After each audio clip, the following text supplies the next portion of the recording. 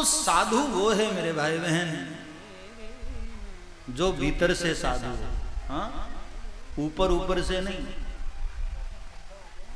कही तात सोई परम विरागी, तीन समसिद्ध तीन गुण त्यागा। जो भीतर से त्यागा हो, ऊपर ऊपर से त्याग दो और भीतर लालसा बनी रहे, वो त्याग कहां? हाँ? त्याग वो है जिसने भीतर से त्यागा है प्यारे। कही तात सोई परम विरागी। अब कोई कहे कि मैं खीर नहीं खाता, छोड़ दिया खीर, क्यों? हम बोले मिले तब तो खाएं, मिलती ही नहीं है। वो कोई त्याग नहीं हुआ। त्याग वो है जिसने कही तात सोई परम विरागी, तीन समसिद्ध तीन गुण त्यागी। तो कहा गौकर्ण ने अपने पिता से कि है पिताजी, साधु की संगति करिए, ऐसे साधुओं की जिन्होंने दुनियादारी छोड़ी। बोले लेकिन बेटे ऐसे साधु के पास तो हम रोज ही बैठते हैं, लेकिन कुछ होता तो है नहीं। तब गौकर्ण ने कहा पिताजी, साधु की संगति करने का एक तरीका, एक नियम है। क्या? बोले मन में कोई कामना न लेकर जाओ तो। सेवस्य साधु पुरुषान जहि काम तृष्णा। कोई तृष्णा लेकर मत जाओ। लेकिन आप दिल से बताओ, साधु बाबा जी कोई मिल जाए तो हम बगैर मांगे रहते हैं क्या? कुछ नहीं तो आशीर्वाद तो मांगते ही कि महाराज आशीर्वाद दे दो। कोई कामना न हो, साधु की संगति करो केवल प्रेम से, बदले में कोई कामना नहीं, कोई अपेक्षा नहीं। आत्मदेव ने कहा कि लेकिन बेटे अब संसारी हैं, दुनियादारी के लोग हैं हम लोग, कामना तो रहती है ना मन में।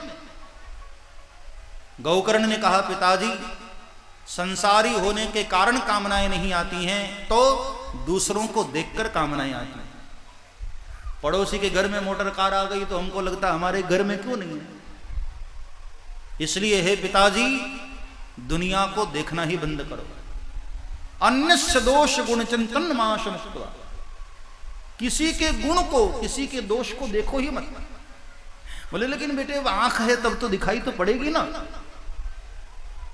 आत्मदेव ने जब ऐसा कहा, गौकर्ण हंसने लगे कि पिताजी, आदमी अपनी आंखों से तो देखता ही है, लेकिन कब? जब खाली बैठा रहता है तब। खाली बैठो ही मत। तो करें क्या? बोले सेवा कथा रसमहो नितराम पिबत्वम। जब भी मौका मिले श्रीमन नारायण नारायण नारायण श्रीमन नारायण नारायण। जब भी समय मिले पुकारो हरिनाम, नारायण नारायण श्रीमन नारायण नारायण नारायण। बद्री नारायण नारायण नारायण, बद्री नारायण नारायण नारायण, हरि नारायण नारायण नारायण, हरि नारायण नारायण नारायण। जब भी समय मिले मेरे भाई बहन हरिनाम पुकारो। सेवा कथा रसमहो नितराम पिबत्वम। नित्य पियो। कथा एक दिन नहीं, रोज होनी चाहिए। भोजन रोज करते हो ना, तो भजन भी रोज करो, एक दिन नहीं। मैं देखता हूं नवरात्रि आती है ना, तब इतनी भक्ति में बाढ़ आ जाती है। हाँ, इतने भगत दिखाई देते हैं। ओहो, जैसे ही नवरात्रि गई भक्ति गई, फिर वही दुनियादारी चालू। हाँ, नवरात्रि में तो इतने भगत जी होते हैं क्या। नवरात्रि छोड़ो, श्रावण का महीना देखो ना, यहां बिहार में ही भोले बाबा है ना, वैद्यनाथ भगवान, श्रावण में, हाँ, श्रावण में इतने भोले बाबा के भक्त प्रकट हो जाते हैं, जिसे देखो बम भोले बम भोले बम भोले, सब भगवे कपड़े। ऐसा लगता है कि इनसे बड़ा भगत है ही नहीं कोई। और जैसे ही श्रावण गया, फिर तो भोले बाबा बेचारे इंतजार में रहते कोई भगत आए। हाँ, हर मंदिर पर श्रावण में जल चढ़ाया जाएगा, और जैसे ही श्रावण गया बेचारे बाबा बैठे, चिड़िया कूद रही है ऊपर, कौन कूद रहा है कोई मतलब नहीं किसी भगत को। ये भक्ति कहां है प्यारे? भक्ति को सीजनल मत बनाओ, भक्ति को मासिक मत बनाओ, मौसमी भक्ति नहीं होनी चाहिए। सदा सेव्या भक्ति सदैव होनी चाहिए, हर रोज करो। जब भी मौका मिले पुकारो परमात्मा को। भोजन रोज करते हो तो भजन भी रोज करो प्यारे।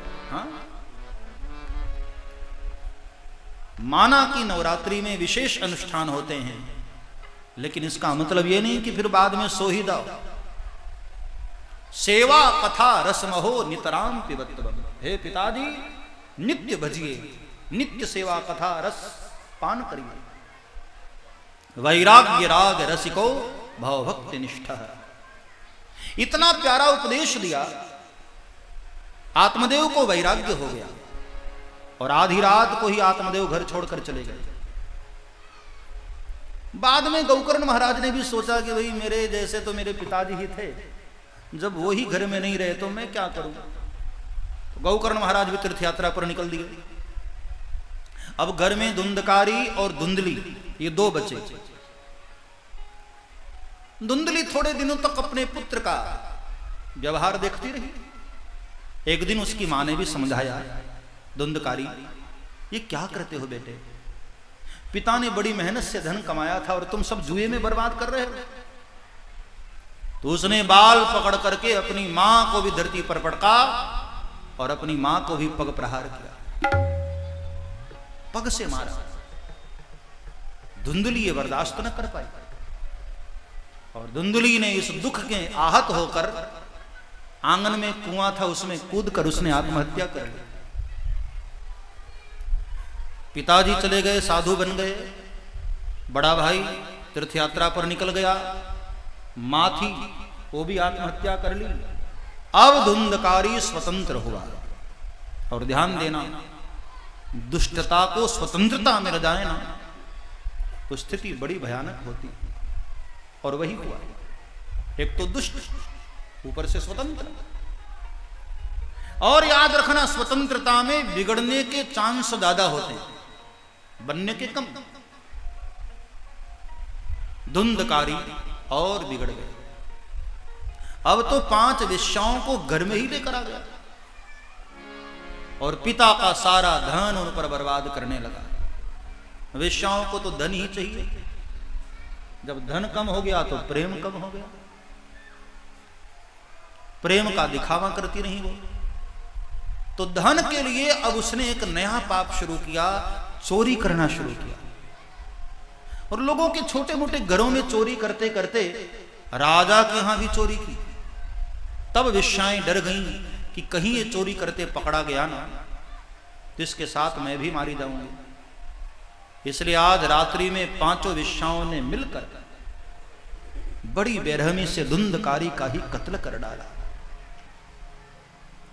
पहले तो सोए हुए में उसके मुख में जलती हुई अग्नि डाल दी, फिर भी न मरा, गला दबाकर मारना चाहा, फिर भी न मरा तो हाथ पग बांध कर कुएं में धक्का दे दिया। तड़प तड़प कर बड़ी बेरहमी से उसका कत्ल कर दिया, तड़पा कर मार डाला, और सारा धन लेकर के चंपत हो गई, भाग गई।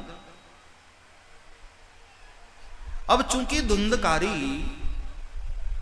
अकाल मृत्यु से मरा है ना, इसलिए प्रेत बना। और ध्यान से सुनना, अकाल मृत्यु से मरने वाले की गति नहीं होती है, सदगति नहीं होती है, प्रेत योनि में जाना पड़ता है उसको। प्रेत बना। यहां जब गौकर्ण महाराज तीर्थ यात्रा पर निकले थे और उनको जब पता चला कि मेरे भाई की ऐसी ऐसी हत्या हो गई, बड़ा दुख लगा उनको।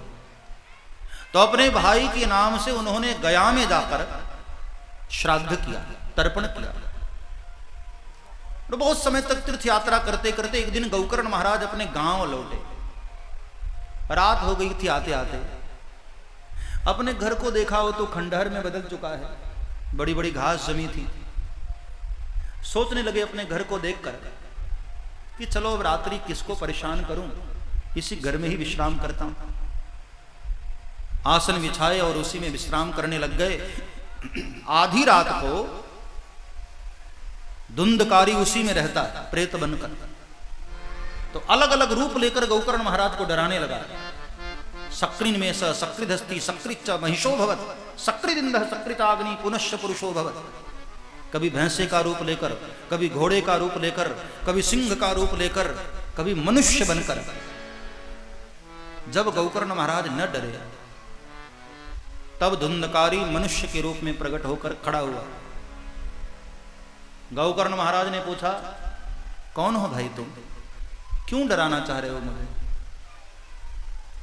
बोल नहीं पा रहा था। तब अपने कमंडल का जल हाथ में लिया और मंत्रित करके उसके ऊपर छोड़ा। तो अचानक धुंधकारी बोल पड़ा, अहम भ्राता त्वदीयोस्मि धुंधकारी नामतः। बड़े भैया, मैं आपका छोटा भाई धुंधकारी। गौकर्ण को आश्चर्य हुआ, धुंधकारी? लेकिन बेटे मैंने तो तुम्हारे नाम से गया में श्राद्ध कर दिया था, तुम अभी तक मुक्त नहीं हुए। तब धुंधकारी ने कहा, बड़े भैया, गया में श्राद्ध करने से जो छोटे मोटे पापी हैं ना वो तर जाते हैं, लेकिन जो बहुत बड़े वाले पापी हैं ना भाई, 100 गया श्राद्ध से भी उनकी मुक्ति नहीं होती है। गया श्राद्ध सतेर नापी मुक्तिर्मेन भविष्यति। जो जघन्य पापी हैं, जिसने जघन्य पाप किया है, 100 गया श्राद्ध से भी वो मुक्त नहीं हो पाता। इसलिए भैया मेरे लिए कोई और उपाय करो। गौकर्ण ने कहा कि ठीक है, हम सुबह विचार करेंगे। और पूरी रात गौकर्ण महाराज को नींद नहीं आई, चिंता सताती रही। सुबह स्नान करने गए और तुंगभद्रा नदी में स्नान करके भगवान सूर्य को अर्घ देने लगे। ओम भास्कराय विद्महि दिवाकराय धीमहि तन्नो सूर्यः प्रचोदयात्। ओम भूर्भुवः स्वः तत्सवितुर्वरेण्यं भर्गो देवस्य धीमहि धियो यो नः प्रचोदयात्। भगवान सूर्य को अर्घ दे रहे थे। तब भगवान आदित्य प्रसन्न होकर गौकर्ण महाराज के हृदय में प्रकाश किया, आवाज दिया, पुत्र गौकर्ण, 100 गया श्राद्ध से भी जिसकी मुक्ति नहीं है, उसकी मुक्ति का उपाय ढूंढ रहे हो ना? श्रीमद्भागवतम शास्त्रम सप्ताहम वाचनम कुरु। भागवत सप्ताह का वाचन करो पुत्र, ये मुक्त करेगी उसको।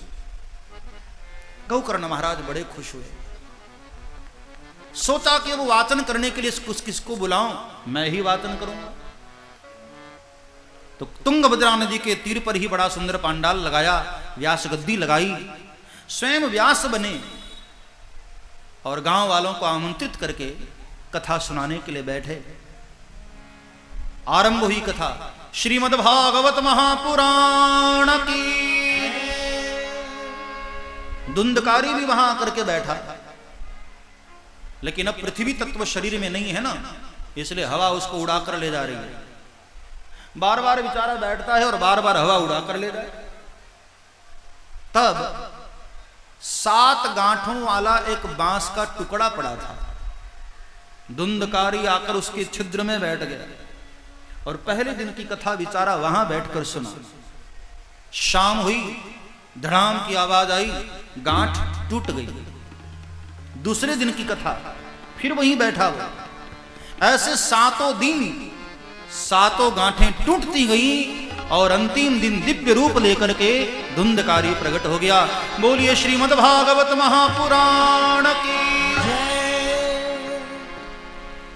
और भागवत जी की परिक्रमा करके प्रणाम करते हुए मुक्त कंठ से भागवत की महिमा गाई। धन्या भागवती वार्ता प्रेत पीड़ा विनाशिनी।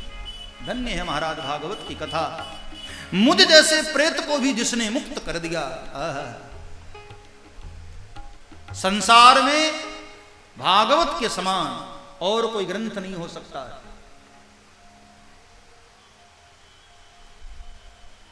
मन को शुद्ध करने के लिए इससे बढ़िया ग्रंथ और कोई नहीं। एतस्माद् परम किंचित मनः शुद्धि न विद्यते।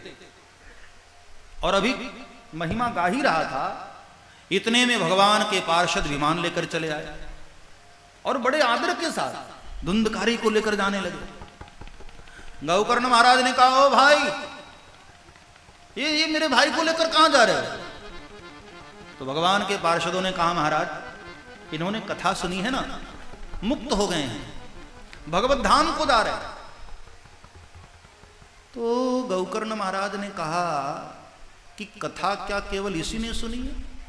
हाँ, यहां तो बहुत सारे श्रोता बैठे थे, सभी ने कथा सुनी है और विमान केवल इसी के लिए। तो पार्षदों ने मुस्कुराकर कहा, महाराज सुनी तो सभी ने, नो डाउट, लेकिन जिस भाव से इसने सुना है ना, इस भाव से किसी ने नहीं सुना। और बात हकीकत है, श्रवणस्य विभेदेन फलभेदुत्र संस्थिता। अब यहां जितने बैठे हो सुनने के लिए, ये जरूरी थोड़ी कि सभी सुन ही रहे। हाँ, कई लोग, अच्छा मान लो अंतिम दिन विमान आ ही जाए और आपसे कहा जाए कि आपने कथा सुनी है ना, चलिए भगवान के धाम। तो कई लोग उसमें ऐसे कहेंगे, नहीं नहीं महाराज, मैं सुनने नहीं आया था, मैं तो देखने आया था। सुनने वाले को ले जाओ ना। सुनते तो सभी हैं भाई, लेकिन सब अलग अलग भाव से सुनते हैं। हाँ, जरूरी नहीं कि सबके मन में मोक्ष की कामना हो। कोई इसलिए आता है कि चलो कथा में जाऊंगा तो पुण्य मिलेगा।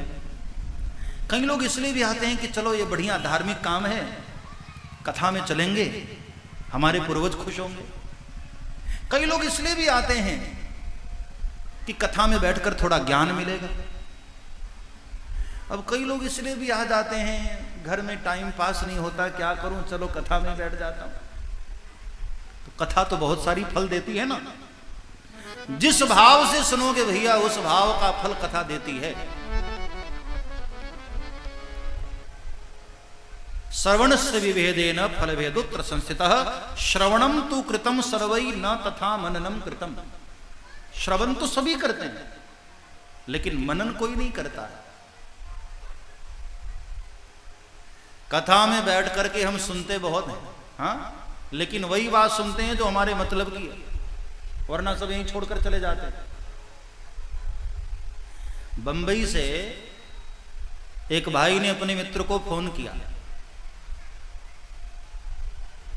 कहा कि हेलो भैया विनोद। हाँ हाँ मित्र बोल रहा हूं मैं, बोलो बोलो, कैसे हो? अरे यार क्या बताऊं, मैं बड़ी मुसीबत में फंस गया हूं, थोड़ी मेरी मदद करोगे? बोले हाँ हाँ तुम कहो तो सही, क्या चाहिए? उसने कहा कि और कुछ नहीं, 5,000 रुपए चाहिए थे। तो ये जो विनोद है, इसने कहा क्या? मैं सुना नहीं। बोले 5,000 रुपए चाहिए थे। मैंने कहा यार लगता है नेटवर्क गड़बड़ जा रहा है, फिर से बोलो। भाई मुझे 5,000 रुपए चाहिए, बड़ी मुसीबत में हूं। मैंने कहा लगता है टेलीफोन की लाइन गड़बड़ हो गई है, सब उल्टा पुल्टा सुनाई दे, फिर से बोलो, क्या क्या बोल रहे हो? वो बेचारा 10 मिनट चिल्लाता रहा, 5,000 5,000, उसको सुनाई नहीं दे रहा। तो बीच का जो ऑपरेटर है, जो दोनों तरफ की बातें सुन रहा था, उसको बड़ी गुस्सा आई। उसने कहा नालायक, न मौसम खराब है, न बारिश हुई है, मैं इतने अच्छे क्लियर सुन रहा हूं और ये कह रहा मुझे सुनाई नहीं दे रहा है। तो उसने बीच में टेलीफोन की लाइन रोक कर उसको पूछा कि क्यों रे नालायक, मैं इतनी आसानी से सुन रहा हूं और मैं देख रहा हूं 10 मिनट से बेचारा चिल्ला रहा है 5000 और तुझे सुनाई नहीं दे रहा है। मैं मुझे सुनाई दे रहा है। उसने कहा ओ भाई, तुझे सुनाई देता तो तू ही दे देना 5000, हमें सुनाई नहीं देता है, हमें वही सुनाई देता है जो हमारे मतलब की है। कथा में भी मैंने देखा है लोग वही सुनते हैं जो उनके काम की है, बाकी सब यहीं छोड़कर चले जाते हैं। जिस भाव से धुंधकारी ने सुना है भाई, उस भाव से कथा सुनी जाए तो निश्चित ही है भागवत हमें मोक्ष देती है। यह श्रवणगत मुक्त्युक्ति कथन है, यह है श्रीमद् भागवत। बाद में गौकर्ण महाराज ने फिर से कथा कही और अब की बार सभी ने मोक्ष की भावना लेकर कथा में विराजमान हुए और परिणाम यह हुआ कि अंतिम दिन भगवान के हजारों विमान वहां आए और सभी लोग वक्ता श्रोता समेत सब भगवान के विमानों पर बैठे और भगवत धाम को चले गए। श्रीमद् भागवत महापुराण की जय। यह है भागवत जी का महात्म्य।